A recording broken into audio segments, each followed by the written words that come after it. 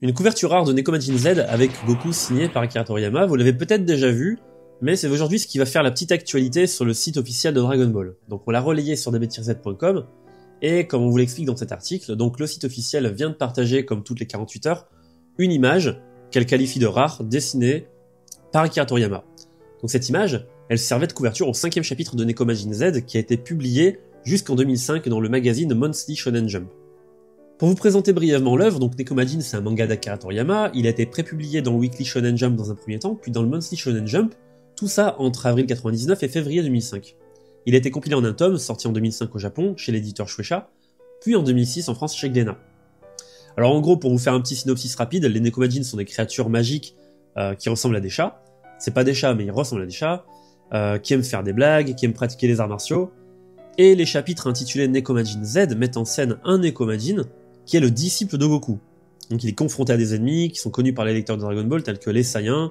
Alors on le voit affronter Vegeta, Freezer, donc qui est le fils de Freezer, c'est un truc assez spécial. Et au fil de l'histoire, Nekomajin apprend à se transformer en Super Saiyan, sans en être un. Et il finit par se mesurer à Goku dans ce chapitre dont on va vous présenter la couverture aujourd'hui.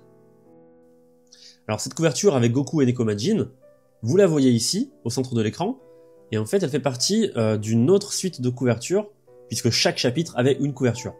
Alors ce qui rend cette image intéressante, c'est qu'elle met en scène Goku lui-même, qui fait une apparition dans ce chapitre de Nekomajin Z.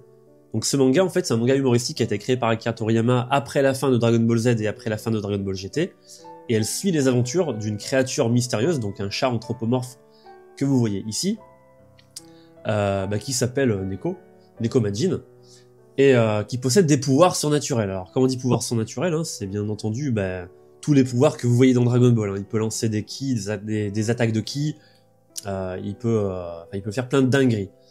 Mais ce qui attire encore plus l'attention, c'est la transformation du héros en Super Nekomajin, qui est une parodie évidente du Super Saiyan. Et c'est ça qui va contribuer aussi à l'humour de ce manga-là. Alors sur cette page de titre, on peut voir Nekomajin qui vole son nuage magique, avec derrière lui Goku, comme à son habitude, qui a un regard bienveillant sur lui, un peu comme un maître qui suivrait son élève. Alors Nekomajin Z, c'est une parodie attachante de Dragon Ball. C'est assez méconnu du grand public, il faut le dire, et comme on l'a écrit dans l'article, si Nekomajin Z est moins célèbre que Dragon Ball, ça reste aussi une œuvre culte pour tous les fans de Toriyama, notamment pour ceux qui ont survécu à ce que j'appelle la grande sécheresse de Dragon Ball dans les années 2000. Vous savez, c'est un peu cette époque où il y avait absolument rien. Alors il y avait des jeux sur PlayStation 2, il y avait pas mal de petits trucs, mais en termes de manga et d'animé, c'était le néant total. Donc voilà, il a fallu attendre jusqu'à 2009, pour rappel, que Dragon Ball Evolution réouvre les vannes, avec le retour de Dragon Ball Kai, la sortie de Dragon Ball Heroes, pour vraiment relancer la série Dragon Ball. Alors pour en revenir à Nekomajin Z, donc cette courte série de chapitres, elle a été publiée sporadiquement entre 99 et 2005, et elle se présente comme une parodie amusante et absurde de Dragon Ball. On y retrouve de nombreux éléments familiers, tels que des combats exagérés, des techniques délirantes, et bien sûr plein de références directes à l'univers de Dragon Ball et aux Saiyans. Alors l'apparition de Goku dans ce chapitre 5, c'est un événement marquant.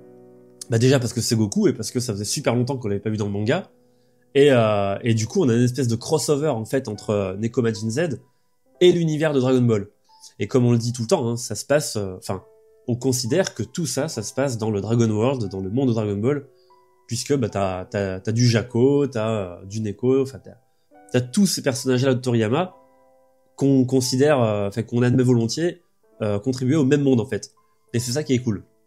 Alors là, on a partagé 2 images qui appartiennent au manga, que vous pouvez acheter, il est en librairie chez Glénat, et je pense que je vous en ferai une lecture dans une autre vidéo, une lecture condensée et rapide bien sûr, mais voilà. Là vous avez 2 pages que je trouve magnifiques, puisque là on a un Goku en Super Saiyan 2 qui est incroyable.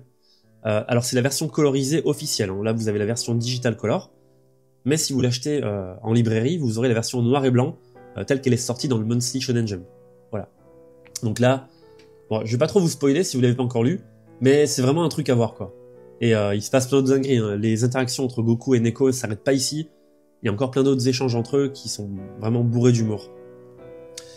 Alors, le meilleur d'Akira Toriyama, j'ai choisi ce titre parce que pour moi, Nekomajin, il sort à une époque où Toriyama, il était au summum de son art. Il y en a qui vont dire que le summum de son art, c'était plus entre 90 et on va dire autour des années 95. Mais là, je considère que voilà, il a atteint sa maturité et que vous le voyez à son style de dessin, hein, qui est proche de l'arc Majin Buu, il est au top. Voilà. Donc cette couverture, elle nous rappelle à quel point Toriyama c'est un artiste talentueux, capable de manier l'humour et l'action avec classe. Son style détendu, ses designs emblématiques et son amour des détails, et notamment son amour des chats, donc la Coucou Beerus, font de Neko Majin Z une œuvre incontournable pour tous ceux qui veulent découvrir une facette plus légère de son travail. Et je vous jure que moi, j'ai mis de nombreuses années avant de lire ce bouquin-là, parce que ça me tentait pas trop. Et en fait, quand je l'ai lu, à sa sortie en France, je l'ai trouvé vraiment excellent. Alors j'avais lu quelques bribes à gauche à droite, mais bon, franchement, je vous conseille vraiment de lire le manga en entier si vous l'avez pas lu. Parce qu'il y a plein de petits trucs cachés, il y a plein de petits détails amusants que vous voyez pas forcément faire le buzz sur les réseaux sociaux. Voilà, souvent, ces 10 dernières années, c'est souvent ces pages-là que vous avez vu tourner, voilà.